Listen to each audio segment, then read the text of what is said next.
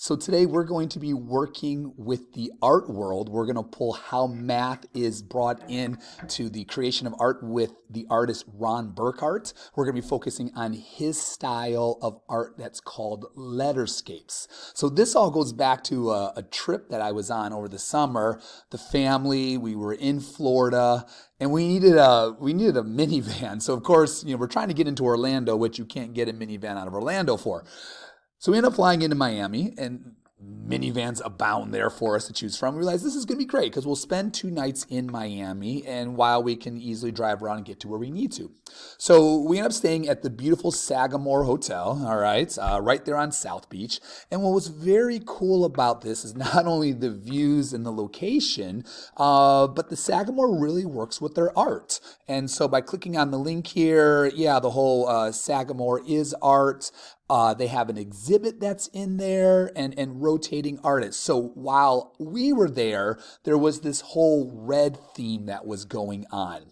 And that's when I ran into some of Mr. Burkhardt's artwork. So the one that they had there on the wall was this one right over here. And the thing about it was I'm looking at it and I'm just seeing shapes. So of course we're getting close to the school year and I'm thinking, all right, shapes.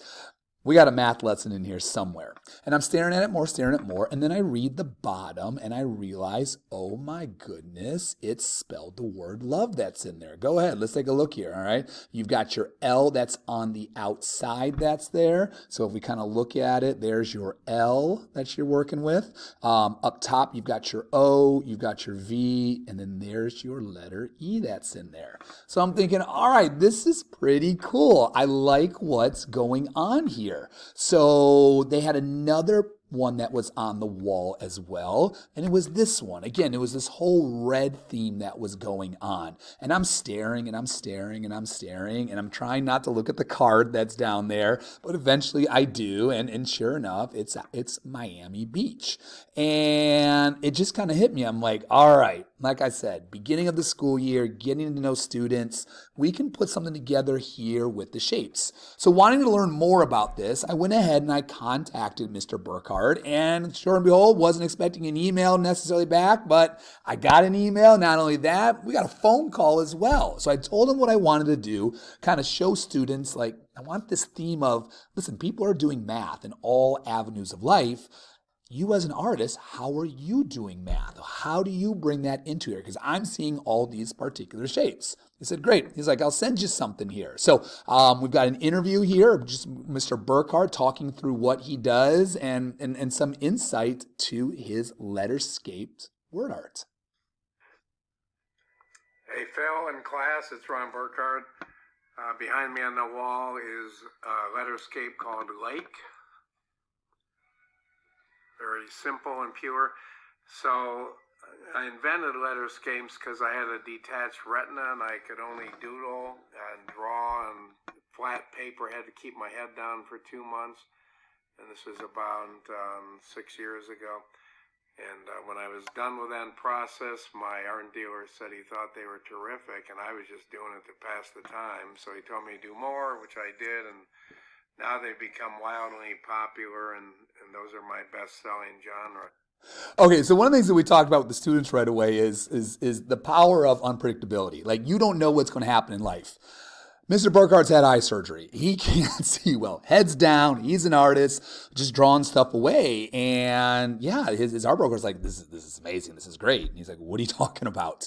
And so we talked about as a class just the power of a compliment or noticing something on someone, how it can simply change things. Like he said, these are his top sellers that are there. So, but yeah, all out of a surgery. So good things coming out of things we certainly would expect. Let's see what else he's got to say.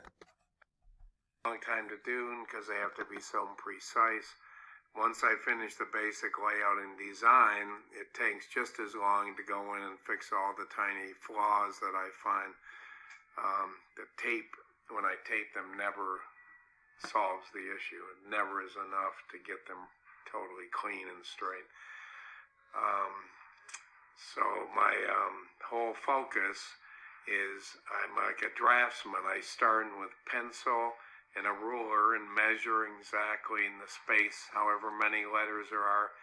If there are 5 letters on a 20-inch wide painting, each letter gets 4 inches, and I work within that, and sometimes I compress it, but it becomes very rhythmic and a musical process in a way. I don't use algebra or geometry that I know of, but the shapes are that. I pre-plan the shapes, and then I lay them out to fit. So that was one thing that the students found interesting is right away they're like, what do you mean he's not using math? Look at the shapes. That's their math world there. And so I thought that was something intriguing because a lot of times we do stuff and we just don't realize the math that we are doing. Because the kids also talked about in my class, like, well, wait a second. He gave a great example. Well, what if he's working on a 20-inch canvas and it's a special order and there's 7 letters? Well, now what do you do? Because that's not neat and clean. So yeah, we talked about how it's fractions and there's decimals in there. And I asked Mr. Burkhardt, like, what do you do? And he's like, well, I guess I do use my phone as a calculator every once in a while. But that's where also that artist side really comes in. He talked about was, yeah, it's a visual process that he uses. The kids were blown away as you look at that lake picture that he has in the back because they're like, well, what do you mean he painted that? He's like, they're so crisp and they're so sharp. And I was like, well, yeah, that's the whole idea of what he said. He's like, he tapes it and it's coat after coat after coat, and he's really got to get in there and over again that he's working on these pictures. It's not just simply something that he throws together on a Saturday afternoon. Precise process, but I definitely use math to create it in the first place. And then I spend a lot of time polishing and finessing it. So, again, that's just a simple one, like. So, I'll be in touch with more information as we go on. Thanks. So we thought that was very cool as a class. My kids were asking me, so like, is he famous or something? He's talking to us. Is he famous? And I was like, well, you can look up. Yeah, his artwork is expensive. And then I really sunk him in because I said Shaquille O'Neal has 2 of them. All right, he's got 2 Ron Burkhardt paintings there. So that kind of sunk in on there. So what I ended up doing with the students here is just showing them some examples of the letters. And what I did lesson-wise is we made their names. So they simply said, okay, I'm going to take some examples. And I went ahead and just, went on into Google Images, took a bunch of them and put them on a sheet of paper that they could use in class. So when they're looking for letters of their name, they can see how Mr. Burkhardt did it. We did talk about that sometimes Mr. Burkhardt uses different shapes to make the same letters. And that's where the whole artist side really comes in of seeing how these letters fit together based on the shapes that he's using. Here we have Manhattan, all right, from Manhattan, New York. So the kids were kind of angry about that being an H, but we did talk about that we do see the sides that are there. So, but yeah, what I had my students do is simply use Microsoft Word. And with Microsoft Word, all they ended up doing was making use of the auto shapes that are there for them. So I can easily go into insert and shape and a rectangle and then click and drag. And what I really like about this for the student's sake is we can get right there and get the numbers in there. So if the kids have done the math and they've got their calculator that's out, they can go ahead and transfer that information. Mr. Burkhardt talked about how he likes them to be the same size. And then, but sometimes some letters like the letter I, it's a little bit more narrow, so the spacing can certainly be different. There is that freedom that's in there. But what we also talked about is in a shape like this, where he uses as a letter M, I talked to the students about what shapes do you see? And normally it's, I see 3 triangles. And I agree with them on it. And then I go ahead and I click and I drag and I said, well, did you see the rectangle and the 1 triangle? And that's part of what we're trying to get them to see is, don't make all these individual ones, kind of place shapes on top of each other. And so, yeah, the students just worked. They just took their example letters that they used and simply created a way using the insert and then the shapes with the triangles. And then what they really found that was interesting is the fact of all the colors to use. That was something they spent a lot of time playing with, about changing the colors and how changing the color drastically changed their name and how they saw things.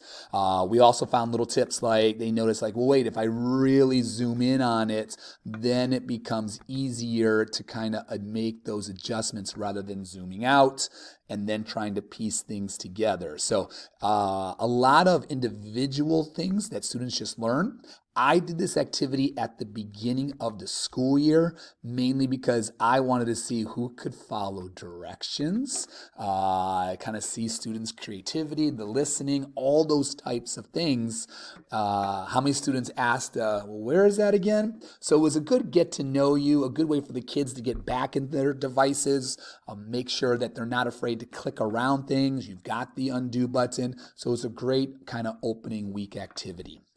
I plan on using more of Mr. Burkhardt's artwork by giving them more specific directions rather than just this opening one of, hey, take some examples. All right, go ahead, use the rectangle and the triangle, try to recreate. We're going to look further down the road with more creativity instead of just simply pulling from prior examples. And we're also going to get into the numbers there. We're going to kind of treat it like, hey, here's what I want as a customer. I want you to make sure we've got this size, we've got this width for the letters, and kind of bring more math into it. So we're going to follow up with more. Mr. Burkhardt has more to show regarding the process that he goes through. We'll keep this going here.